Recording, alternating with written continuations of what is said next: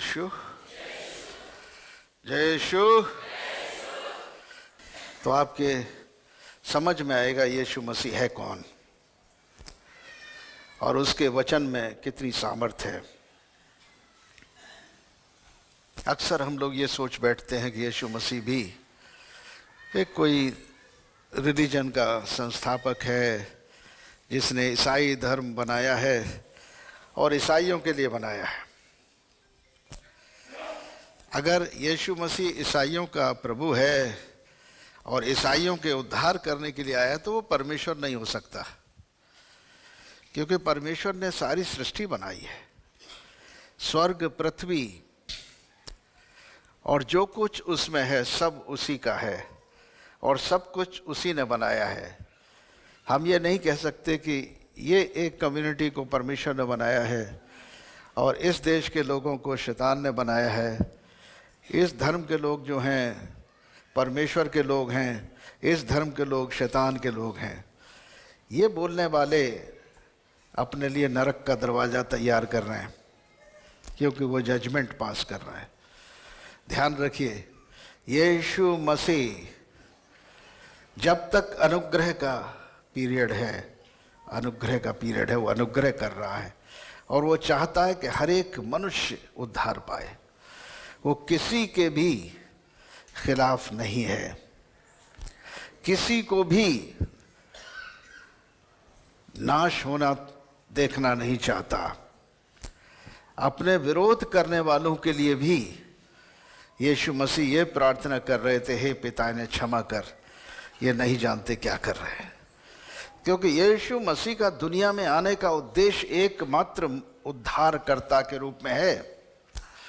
वो पूरे जगत का उद्धार चाहता है, पूरी सृष्टि का उद्धार चाहता है। और एक मामूली सी बात है, जब हम कोई अपना मकान बनाते हैं, घर बनाते हैं, कोई भी चीज़ हो जो अपने हाथों से तैयार करते हैं, उसको अच्छा देखना चाहते हैं, उसके बारे में पूरे तरीके से हमारा विचार होता है कि वो अच्छा रहे, कोई भी उसमें कमी घटी न रहे। हमेशा उस पर उसके लिए हमारा त्याग बना रहता है। संस्था हो जिसको आप बनाइए, कोई इंस्टीट्यूशन आप बनाते हो, उसके लिए आप त्याग करते हो। क्यों करते हो? क्योंकि आप चाहते हो कि वो संस्थाएं बनी रहे और संस्था उठती रहे और संस्था में लोग आशीषित होते रहें। इसी प्रकार परमेश्वर ने जब पृथ्वी बनाई तो पृथ्वी पर मनुष्य उसमें रहने के लिए बनाया और मनुष्य को अपनी समानता और अपने स्वरूप में बनाया। मनुष्य को उसने इसलिए नहीं बनाया कि वो नरक में डाला जाए, मनुष्य को विनाश करने के लिए नहीं बनाया, मनुष्य को परमेश्वर ने अपने राज्य में लेने के लिए बनाया है। परमेश्वर ने मनुष्य के हाथों में अपनी सृष्टि का अधिकार दे दिया था, सारी सृष्टि का। जो कुछ पृथ्वी पर है, उड़ने वाली चिड़ियाँ, चौपाए जानवर, जीव जंतु, पहाड़, समुद्र, सब कुछ मनुष्य के अधीन कर दिया था और मनुष्य उसका अधिकारी है, आज भी है। मनुष्य उस पर अधिकार रखता है। परमेश्वर ने कभी भी ये न चाहा कि मनुष्य अनंत जीवन न पाए। परमेश्वर ने मनुष्य को मरने के लिए नहीं बनाया। बहुत सारे लोग सोचते हैं कि भाई बस दुनिया में आए और गए, मामला समाप्त हो गया। दुनिया में आना और जाना ये हमारे जीवन की समाप्ति नहीं है। हमारा बहुत थोड़ा सा समय इस पृथ्वी पर रहता है, बहुत थोड़ा समय, और उस थोड़े समय को हमें बिताना है यहाँ सोच समझकर, समझदारी से, परमेश्वर के भय में और प्रेम से। किसी के प्रति भी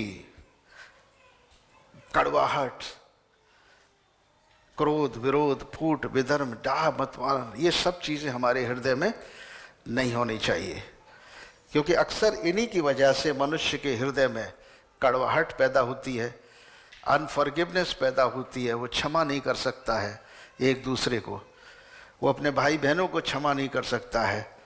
और इस पृथ्वी पर अगर हमने क्षमा नहीं किया तो हमारी भी क्षमा ऊपर जाने के बाद नहीं होगी। ध्यान रखने की ज़रूरत है। क्षमा बहुत ज़रूरी है। बहुत तेरे मसीही लोग, बहुत तेरे परमेश्वर के दास भी हैं, वो क्षमा न करने के कारण स्वर्ग राज्य में प्रवेश नहीं कर रहे हैं, खड़े हुए हैं बाहर। अनफॉरगिवनेस और अनबिलीफ, अविश्वास और क्षमा न करना, ये बहुत बड़ा अपराध है। परमेश्वर क्षमा नहीं करेगा यदि हम एक दूसरे को क्षमा नहीं करेंगे। तो प्रभु यीशु मसीह के दरबार में आने का मतलब हम अपने हृदय को खोल कर आएँ, अपने मन को खोल के आएँ कि आज प्रभु हम उन लोगों को जिन्होंने हमारे विरुद्ध कुछ भी किया है, भला या बुरा, क्षमा करें। और जब हम क्षमा करके आएंगे, प्रभु हमारी प्रार्थना इस स्थान पर सुनेगा। वो कभी अनसुनी नहीं कर सकता। मरकुस रचित सुसमाचार और उसका 11 अध्याय हम देखेंगे प्रभु के वचन से। मरकुस की किताब और उसका 11 अध्याय,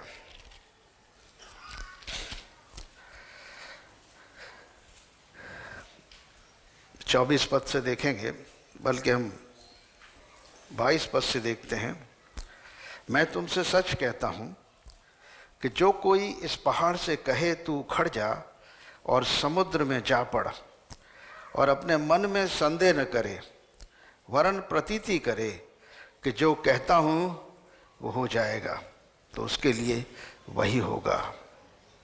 इसलिए मैं तुमसे कहता हूँ कि जो कुछ तुम प्रार्थना करके मांगो तो प्रतीति कर लो, तुम्हें मिल गया है और तुम्हारे लिए हो जाएगा। और जब कभी तुम खड़े हुए प्रार्थना करते हो, तो यदि तुम्हारे मन में किसी के प्रति कुछ विरोध हो तो क्षमा करो, इसलिए कि तुम्हारा स्वर्गीय पिता भी तुम्हारे अपराध क्षमा करे। और यदि तुम क्षमा न करो तो तुम्हारा पिता भी जो स्वर्ग में है तुम्हारा अपराध क्षमा न करेगा। बहुत ज़्यादा एक बड़ी जिम्मेदारी दी गई है मसीह विश्वासियों को, मसीह के चेलों को। यीशु मसीह के चेले जो हैं कोई चौड़े मार्ग से नहीं जा सकते, सकरे मार्ग से जाना है। और सकरा मार्ग यही है। मत्ती के 7 अध्याय में जो सकरे मार्ग का जिक्र है वो है क्या? सकरा मार्ग यही है। बहुत कठिन होता, सबसे कठिन काम है, सबसे कठिन काम होता है क्षमा करना। मत्ती 7 अध्याय उसके 13 पद में लिखा है, सकेत फाटक से प्रवेश करो, क्योंकि चौड़ा है वो फाटक और सरल है वो मार्ग जो विनाश को पहुंचाता है, और बहुत से हैं जो उसमें प्रवेश करते हैं। क्योंकि सकेत है वो फाटक और कठिन है वो मार्ग जो जीवन को पहुंचाता, थोड़े उस जो है उसमें प्रवेश पाते हैं, थोड़े हैं जो उसे पाते हैं। क्योंकि इसका मतलब यह है कि बहुत कठिन है। हमने पिछले बार बताया था प्रभु यीशु मसीह की धार्मिकता का स्टैंडर्ड जो है बहुत हाई है, बहुत ज़बरदस्त है। जैसा कि मत्ती 5 अध्याय में प्रभु यीशु मसीह की धार्मिकता के बारे में प्रभु ने बताया कि भाई देखो, तुम्हारी धार्मिकता अगर फरीसियों और शास्त्रियों से बढ़कर न हो तो तुम किसी रीति से परमेश्वर के राज्य में प्रवेश नहीं करोगे। अब फरीसी शास्त्री तो 10 आज्ञाएं मानते हैं, सख्ती से मानते हैं, बहुत तेज़ी से मानते हैं, उनसे कोई गलती आसानी से होती नहीं है। उनसे भी ऊपर हमारी धार्मिकता के बारे में बातचीत की गई है। हमारी धार्मिकता फरीसियों और शास्त्रियों से बढ़कर हो, तब हम परमेश्वर के राज्य में प्रवेश करने पाएंगे। यीशु मसीह किस धार्मिकता के बारे में बातचीत कर रहे हैं? 5 अध्याय उसका 20 पद है, क्योंकि मैं तुमसे कहता हूँ यदि तुम्हारी धार्मिकता शास्त्रियों और फरीसियों की धार्मिकता से बढ़कर न हो तो तुम स्वर्ग के राज्य में कभी प्रवेश करने न पाओगे। हम गाएं बजाएं तो दिल से गाएं, है ना, मन से गाएं। जो प्रेम करें तो मन से करें, दिल से करें। क्षमा करें तो दिल से करें, मुंह से नहीं। मुंह से अंगीकार किया जाता है, मन से विश्वास किया जाता है और तब उद्धार होता है। और मन से विश्वास किया जाता है तो मन से क्षमा भी किया जाता है, मन से क्षमा मांगी भी जाती है। तो मन से विश्वास करना हुआ, मुंह से अंगीकार करना हुआ, अपने पापों का अंगीकार मुंह से करना। यीशु मसीह की धार्मिकता जबरदस्त है और इस धार्मिकता के विषय में हम देखते हैं 21 पद में क्रोध के बारे में यीशु मसीह बात कर रहे हैं। कह रहे हैं कि अगर तुमने अपने भाई से क्रोध कर दिया तो हत्या के बराबर है। बताइए, है ना। फिर आते हैं व्यभिचार के बारे में। तुम सुन चुके हो, कहा गया था कि व्यभिचार न करना, परंतु मैं तुमसे ये कहता हूं कि जो कोई किसी स्त्री पर कुदृष्टि डाले वो अपने मन में उससे व्यभिचार कर चुका। कितना गंभीर है। ऐसे अदरवाइज है, स्त्री के लिए वही है। तलाक के लिए कहा है, ना तो तलाक करना है और ना तलाक शुदा से शादी करना है, दोनों के लिए पाप बताया गया है। ये बात शास्त्रियों और फरीसियों की धार्मिकता में नहीं है, वहाँ नहीं होता ऐसा। तलाक हो गया। शपथ खाना, प्रतिशोध, बदला लेना, आंख के बदले आंख, दांत के बदले दांत। यीशु मसीह कह रहे हैं कि ऐसा नहीं करना है। फिर 43 पद में यीशु मसीह कहते हैं, तुम सुन चुके हो, कहा गया था अपने पड़ोसी से प्रेम रखना और अपने बैरी से बैर, परंतु मैं तुमसे ये कहता हूं कि अपने बैरियों से प्रेम रखो, अपने सताने वालों के लिए प्रार्थना करो, जिससे तुम अपने स्वर्गीय पिता की संतान ठहरोगे, क्योंकि भले और बुरे दोनों पर अपना सूर्योदय करता है और धर्मी और अधर्मी दोनों पर मेघ बरसाता है। क्योंकि तुम अपने प्रेम करने वालों से यदि प्रेम रखते हो तो तुम्हारे लिए क्या फल होगा? क्या महसूल लेने वाले ऐसा नहीं करते? यदि तुम केवल भाइयों को ही नमस्कार करो तो कौन सा बड़ा काम करते हो? क्या अन्य जाति भी ऐसा नहीं करते? इसलिए चाहिए कि तुम सिद्ध बनो जैसा कि तुम्हारा स्वर्गीय पिता सिद्ध है, और स्वर्गीय पिता प्रेम में सिद्ध है। और जहाँ प्रेम होगा वहाँ किसी के नुकसान की बात मन में नहीं आएगी। इसलिए यीशु मसीह ने कहा अपने पड़ोसी से अपने समान प्रेम रख। जब हम अपने पड़ोसी से अपने समान प्रेम रखेंगे तो उसके नुकसान की बात विचार में नहीं आएगी। उसका नुकसान नहीं कर सकते आप भला करोगे लेकिन उसके बारे में बुरा नहीं सोचोगे। किसी भी प्रकार से बुराई आपके मन में नहीं आएगी उसके प्रति। प्रेम बहुत बड़ी ताकत है, बहुत बड़ी ताकत है। शायद हम लोगों ने इसको पहचाना नहीं है। परमेश्वर ने जगत से प्रेम रखा है, पूरी दुनिया से प्रेम रखा है। और यूहन्ना 3:16 में वचन में लिखा हुआ है कि परमेश्वर ने जगत से ऐसा प्रेम रखा कि उसने अपना इकलौता पुत्र यीशु मसीह दे दिया, ताकि जो कोई उस पर विश्वास करे वो नाश न हो परंतु अनंत जीवन पाए। जब हम विश्वास यीशु मसीह पर करते हैं और अनंत जीवन से बड़ी चीज कोई नहीं समझेंगे, तो हमारी निगाह उस फाइनल डेस्टिनेशन पर रहनी चाहिए।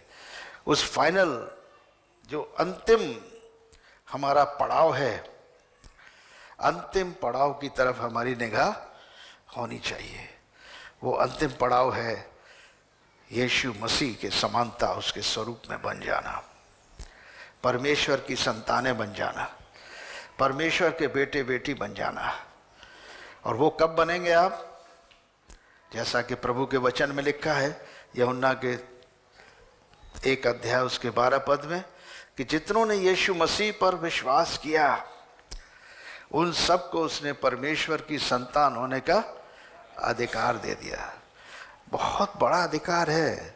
और जब आप परमेश्वर की संतान बन गए तो आपके अंदर भी परमेश्वर का वास होना चाहिए। हमारे अंदर परमेश्वर का वास होना चाहिए।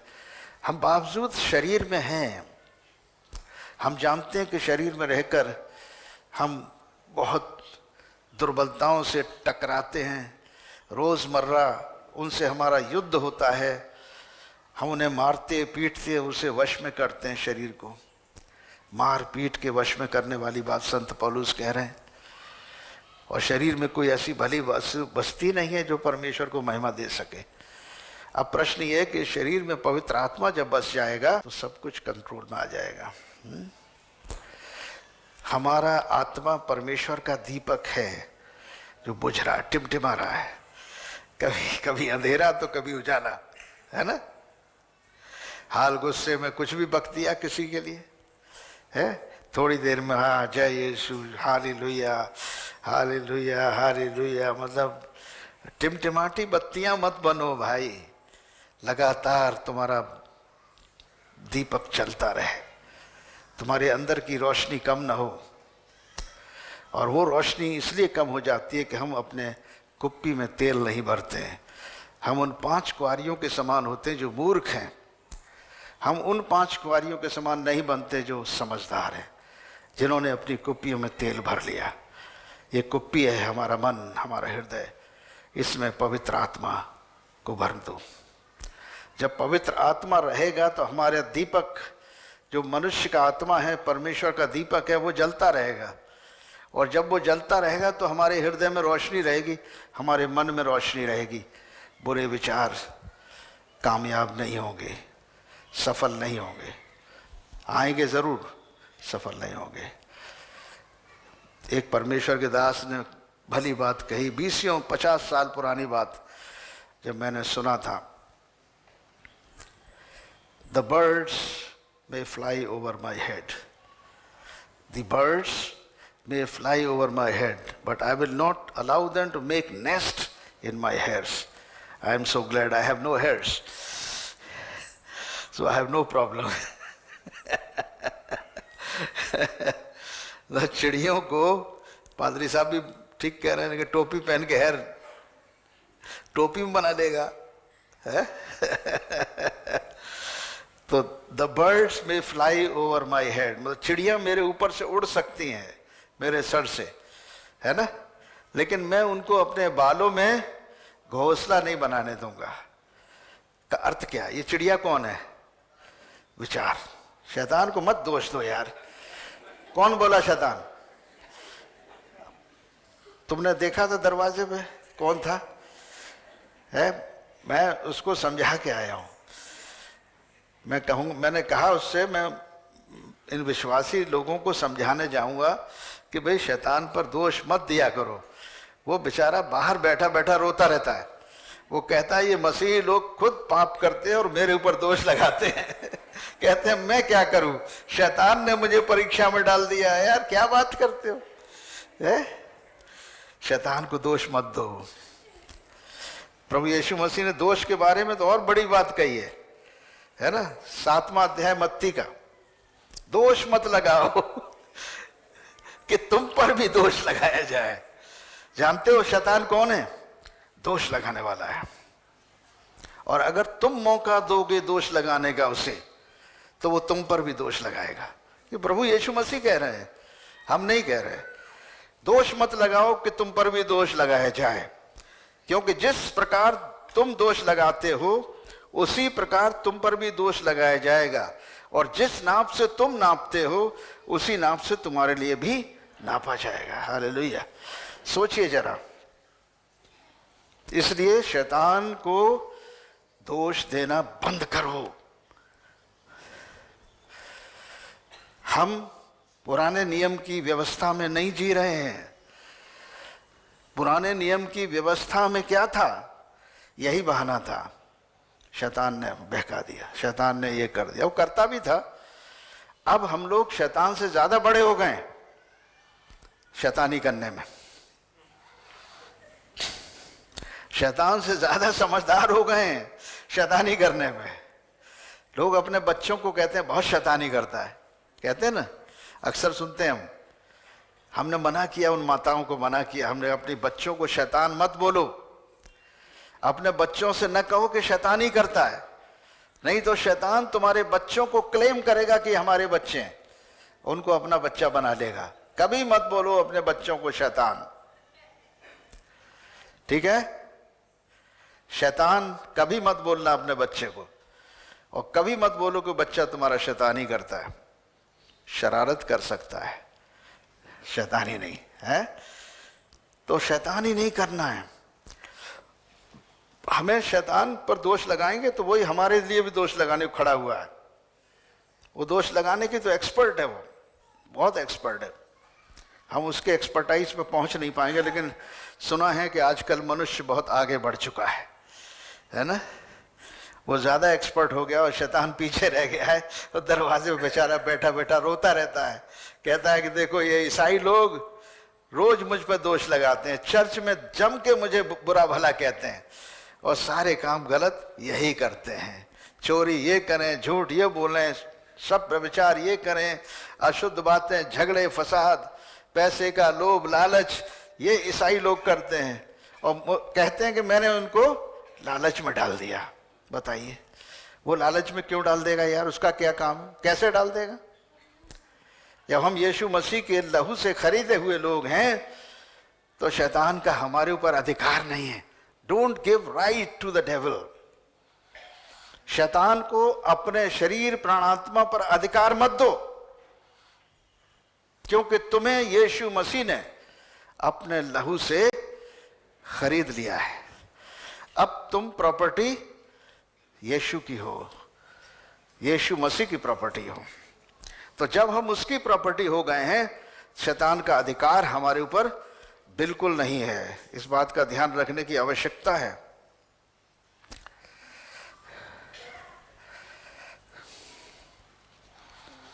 देखो, पहला कुरिन्थियों उसका 6 अध्याय और उसके 17 पद से लेकर 20 पद तक हम पढ़ेंगे। पहला कुरिन्थियों उसका 6 अध्याय और उसके 17 पद से लेकर 20 पद तक। जो प्रभु की संगति में रहता है वो उसके साथ एक आत्मा हो जाता है। व्यभिचार से बचे रहो।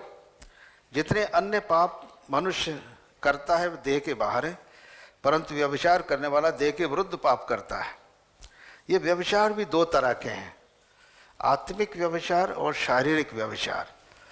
आत्मिक व्यभिचार जब हम शैतान को अपना अधिकार दे देते, परमेश्वर को अधिकार देने के बजाय, जो हमने प्रैक्टिकल चीज़ें बताई हैं, जिन चीज़ों के लिए हम जिम्मेदार हैं उसमें दोष शैतान को दे रहे हैं। हम अपने आप को करेक्ट करें, हम अपने शरीर प्राणात्मा को प्रभु के हाथों में सौंपें, यीशु मसीह को हाथों में दें, पवित्र आत्मा के हाथों में दें और उसको अधिकार चलाने दें। हम शैतान को अधिकार न दें। जब हम पवित्र आत्मा को अधिकार देंगे तो आत्मा के साथ एक आत्मा हो जाएंगे। ठीक है ना? क्या तुम नहीं जानते कि तुम्हारी देह पवित्र आत्मा का मंदिर है जो तुम में बसा हुआ है और तुम्हें परमेश्वर की ओर से मिला है, और तुम अपने नहीं हो क्योंकि दाम देकर मोल लिए गए हो। इसलिए अपनी देह से के द्वारा परमेश्वर की महिमा करो। You are purchased property of Jesus Christ. यीशु मसीह के खून खरीदे हुए लोग हैं आप। हम यीशु मसीह के खून खरीदे हुए लोग हैं। इसलिए हमारी बॉडी पर, हमारे शरीर पर, हमारे परिवार पर शैतान का कोई भी अधिकार नहीं है। मेरे प्रियो, डिक्लेयर दिस एवरी डे। इसको रोज बोलो। न तुम्हारे बच्चों पर, न तुम पर, तुम्हारे परिवार पर शैतान का कोई हक नहीं है, क्योंकि यीशु मसीह ने अपने लहू से हमें खरीद लिया है। यीशु ने अपनी देह की कुर्बानी करके हमारी देह प्राणात्मा को अपने लिए खरीद लिया है। Now we are the property of Jesus Christ. क्योंकि दाम देकर मोल लिए गए हो। बताओ, दाम दिया है, इसलिए अपनी देह के द्वारा परमेश्वर की महिमा करो। ये दाम किस बात का दाम? किसको दिया है? बताओ, किससे हम खरीदे गए हैं?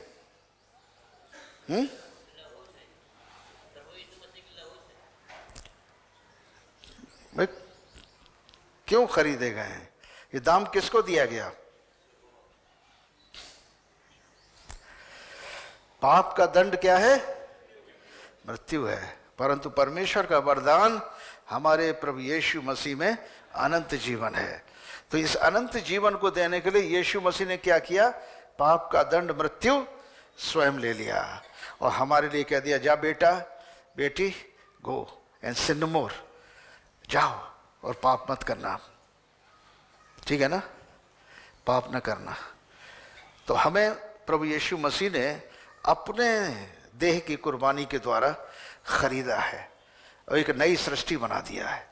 पुरानी बातें बीत गई हैं, सब कुछ नया हो गया है। ये खरीद फरोख्त पिता सबसे बड़ा न्यायी है। परमेश्वर पिता को ही रिपोर्ट करना है सब कुछ। पुत्र भी जो है पिता को ही रिपोर्ट करता है स्वर्ग में सब कुछ।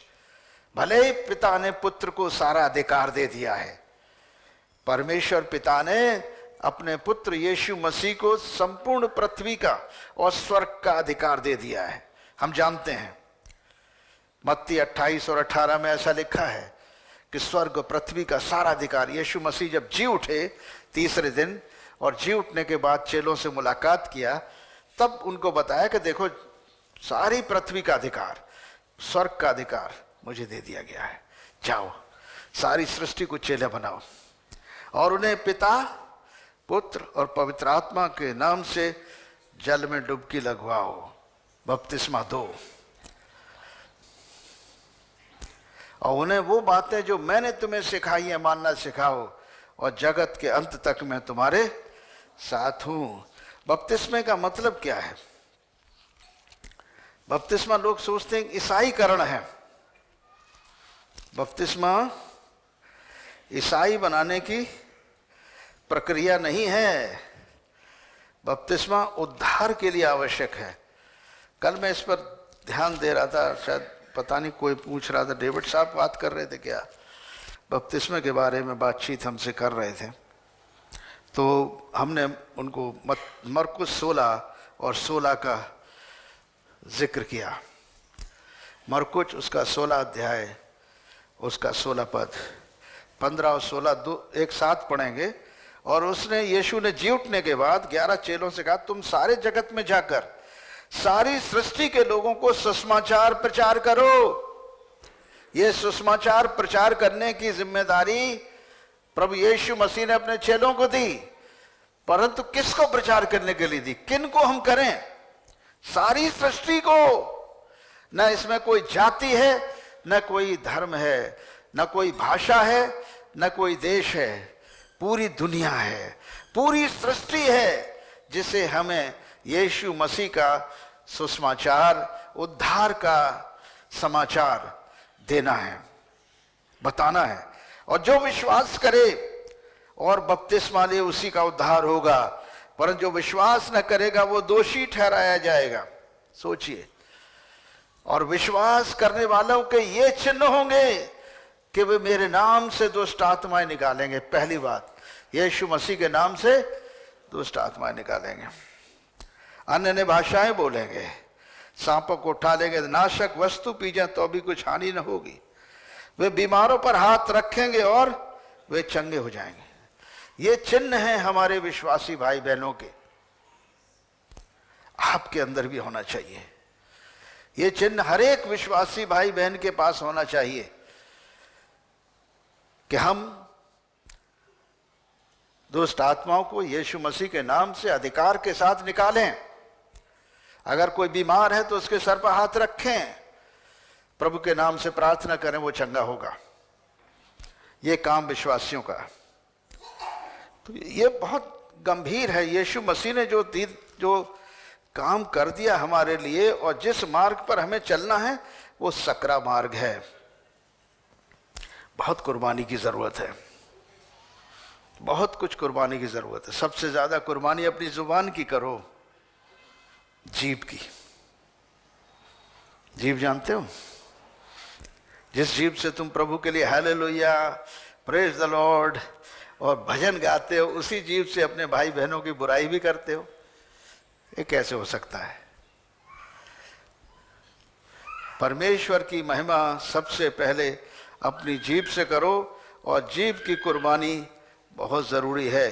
याकूब की किताब है, याकूब प्रभु यीशु मसीह के छोटे भाई हैं याकूब साहब, और जो जिनको हम जेम्स भी कहते हैं, जो यरूशलेम कलीसिया के बिशप भी रहे और वो मार्टायर भी हुए, उनको कुर्बानी देनी पड़ी अपने जीवन की।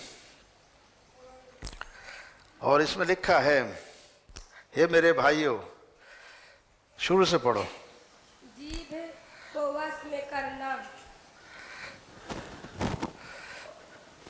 हे मेरे भाइयों, तुम में से बहुत उपदेशक न बने, क्योंकि जानते हो कि हम उपदेशक और भी दोषी ठहरेंगे, इसलिए कि हम सब बहुत बार चूक जाते हैं।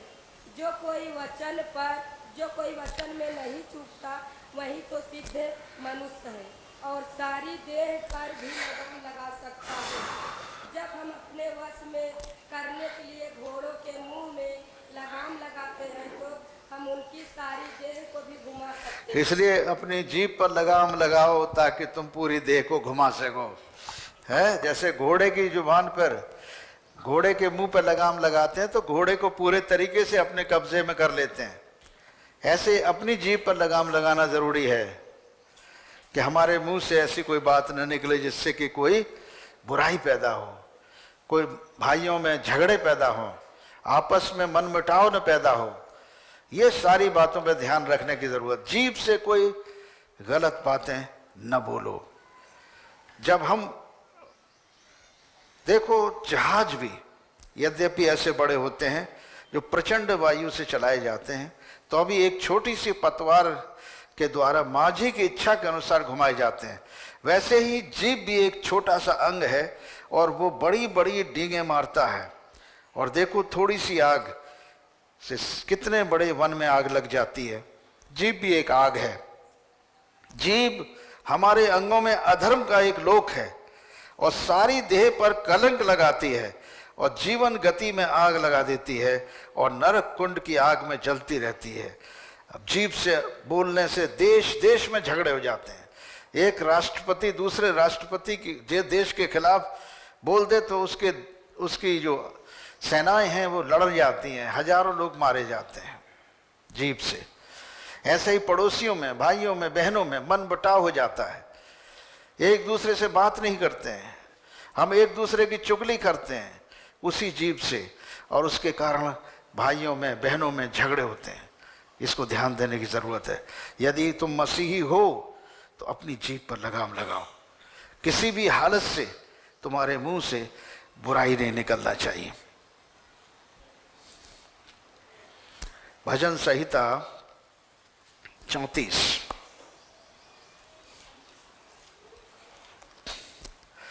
भजन संहिता 34 उसका 12 और 13 पद। भजन संहिता 34 उसका 12 और 13 पद। वो कौन मनुष्य है जो जीवन की इच्छा रखता है और दीर्घ आयु चाहता है कि भलाई देखे? कौन मनुष्य है जो लंबी उम्र चाहता है और भलाई देखना चाहता है? तो 13 पद में क्या लिखा है? उसको करना है ना? है अपनी जीभ को बुराई से रोक रख और अपने मुंह की चौकसी करके उससे छल की बात न निकले। बुराई को छोड़ और भलाई कर, मेल को ढूंढ और उसी का पीछा कर। यहोवा की आंखें धर्मियों पर लगी रहती हैं और उसके कान उनकी दुहाई की ओर लगे रहते हैं। यहोवा बुराई करने वालों के विमुख रहता है ताकि उनका स्मरण पृथ्वी पर से मिटा डाले। बहुत खतरनाक है बुराई करना। जहां तक हो सके हमें भलाई पूरी रीति से करना चाहिए और बुराई के लिए मुंह नहीं खोलना चाहिए। कोई मुंह से ऐसी बात न निकले जिससे भाई भाइयों में झगड़े हों, बहनों में झगड़े हों। कोई भी ऐसी बात अगर हमें सुनाई भी देती है तो उसे डाइजेस्ट कर जाओ, उसको झगड़े की रीति उत्पन्न करने के मत बनो। अगर तुम अपनी जीभ से बुराई करते हो तो तुम परमेश्वर के निगाह से गिर जाओगे, लंबी उम्र पे ताला लग जाएगा। छोटी छोटी उम्र में लोग चले जाते हैं, बहुत ध्यान देने की आवश्यकता है। बुराई से बचो, बुराई मत करो। यदि जीवन की इच्छा रखते हो, लंबी उम्र चाहते हो तो भलाई करो। जीभ को बुराई से रोक रखो, मुंह की चौकसी करो, छल की बात न निकले, बहुत जरूरी है। हर प्रकार, क्योंकि हर प्रकार के वन, पशु, पक्षी, रेंगने वाले जंतु, जलचर तो मनुष्य के वश में हो सकते हैं और हो भी गए हैं, पर जीभ को मनुष्यों में से कोई वश में नहीं रख कर सकता। वो एक ऐसी बला है जो कभी रुकती नहीं, वो प्राणनाशक विष से भरी हुई है। इसी से हम प्रभु और पिता की स्तुति करते हैं, भजन गाते हैं, बहुत महिमा करते हैं प्रभु की, हालेलुया करते हैं, प्रेज द लॉर्ड बोलते हैं। और इसी से मनुष्यों को जो परमेश्वर के स्वरूप में उत्पन्न हुए हैं शाप देते हैं। बहुत गंभीर है। जीभ से हमें बुराई नहीं करना, शाप नहीं देना है, बुरा नहीं बोलना है। एक ही मुंह से धन्यवाद और शाप दोनों निकलते हैं। हे मेरे भाइयों, ऐसा नहीं होना चाहिए। क्या एक सोते से मीठा और खारा जल दोनों निकलता है? नहीं निकलता है। परमेश्वर की प्रकृति में ऐसा नहीं है। हमारे पास परमेश्वर ने विवेक दिया है, सोच दिया है, भले और बुरे का ज्ञान दिया है, और इस भले और बुरे के ज्ञान प्राप्त करने के बाद हमें जीभ पर नियंत्रण रखने की आवश्यकता है। कोई बात ऐसी मत बोलो जो परमेश्वर के योग्य, उसकी महिमा के योग्य नहीं है। एक सोते से मीठा और खारा पानी नहीं निकलना चाहिए। हे मेरे भाइयों, क्या अंजीर के पेड़ से जैतून या दाख की लता से अंजीर लग सकते हैं? वैसे ही खारे सोते से मीठा पानी नहीं निकल सकता।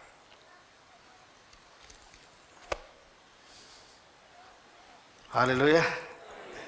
बड़ी जरूरत है, बड़ी जरूरत है इसके लिए। हम जो उपदेशक हैं, यहाँ खड़े होकर भजन गाते हैं, स्तुति करते हैं, ढोलक बजा रहे हैं, म्यूजिक बजा रहे हैं, परमेश्वर की महिमा कर रहे हैं, क्या हमारा चरित्र, हमारा जीवन प्रभु की महिमा के योग्य है? क्या मैं अपनी जीभ पर लगाम लगाए हूँ? क्या मैंने कोई ऐसा काम किया है जिससे मेरे भाइयों में झगड़े उत्पन्न हुए, बहनों में झगड़े उत्पन्न हुए हैं? ऐसा आपके मन में अगर आया है तो क्षमा मांगिए। आज का दिन है, प्रभु आपको माफ करेगा, नई जिंदगी में खड़ा करने की शक्ति देगा। अपनी अपनी जगह पर हम खड़े हो जाएंगे और ख़ास प्रार्थना में जाएंगे क्षमा के लिए, कि आप परमेश्वर क्षमा करे।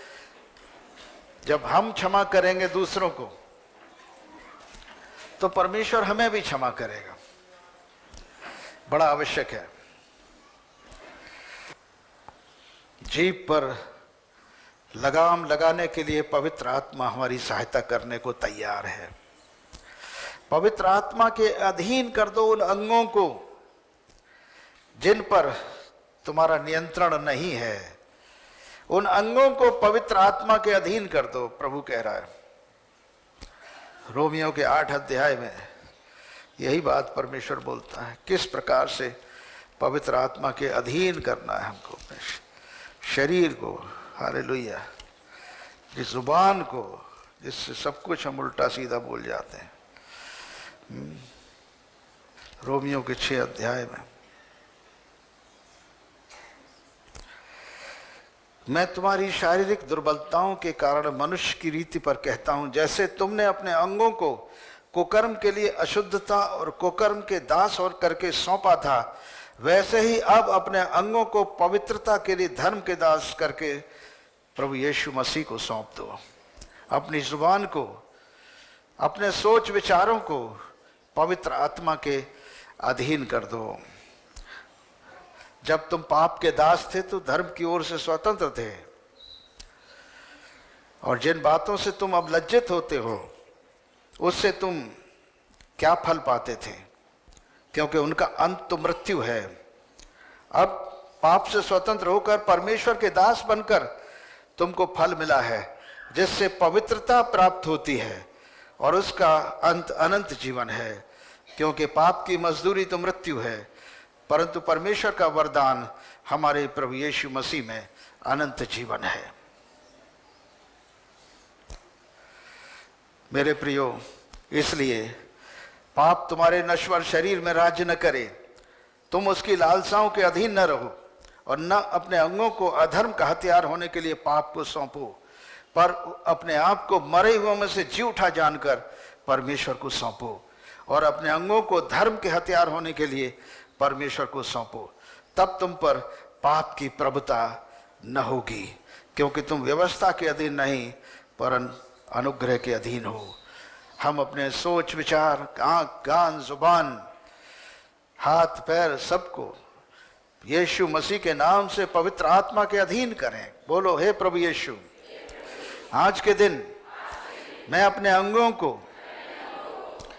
अपने मुंह को, अपनी जुबान को, अपने सोच, अपने विचारों को, अपने विवेक को, हाथ, पैर, शरीर अंगों को, जिन्हें मैंने पाप को सौंपा था, आज पवित्र आत्मा को सौंपता हूं और यीशु का लहू छिड़क कर अपने आप को पवित्र करता हूं और परमेश्वर के अधीन करता हूं, ताकि मैं पाप से स्वतंत्र होकर धार्मिकता के अधीन हो जाऊं और अपनी जीभ से कोई बुराई न करूं, और इस जीभ को प्रभु की महिमा के लिए और अपने भाई बहनों की बढ़ोतरी के लिए इस्तेमाल करूं।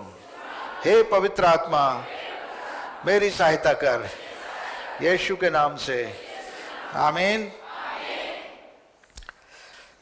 पिता, पुत्र, पवित्र आत्मा अपना हाथ बढ़ाकर तुम्हें छुए, तुम्हें आशीष दे, तुम्हारी रक्षा करे।